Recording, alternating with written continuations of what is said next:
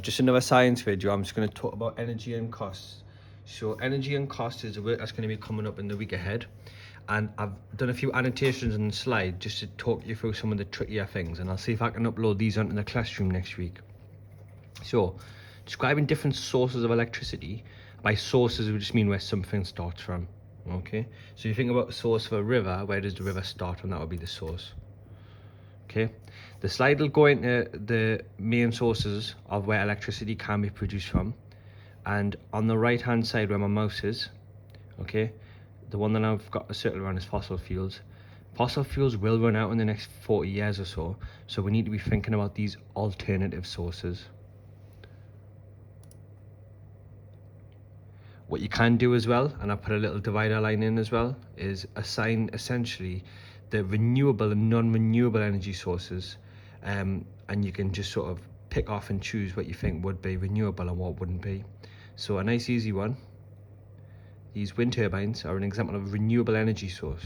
Okay, it doesn't cost anything or use any fossil fuels to run those wind turbines.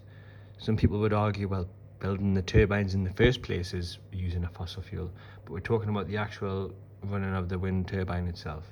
So that's what that slide talks about. Your definitions come on the next page. If you're not familiar with the terms renewable and non-renewable, I would make a note of these. You've then got some information given on the slides that will be attached, and what you do with the information that on the slides that are attached is you sort it out into the energy sources. Now I'm going to spin the camera like this just so that you're not looking at all the answers, but essentially you list the energy sources, and then in the next box you write down whether they are renewable or non-renewable, and then finally you just sum up the advantages and disadvantages. Now you don't need what this student's done here and put loads of detail, you can just literally bullet point it, but it's a nice little activity for you to summarize renewable and non-renewable energy. Okay, and then the preliminary, or like a review, is I'd like you to describe which source you think is best and why you've chosen it.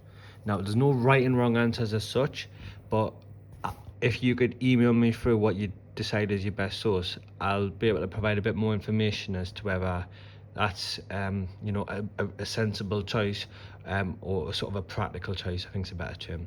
Okay, so that'll be on next week's lessons. I'm just taking some more videos of these PowerPoints so I can explain some of the trickier concepts that, you know, it's quite hard to do when you're just sitting in front of the screen. Okay, thank you for watching. Bye now.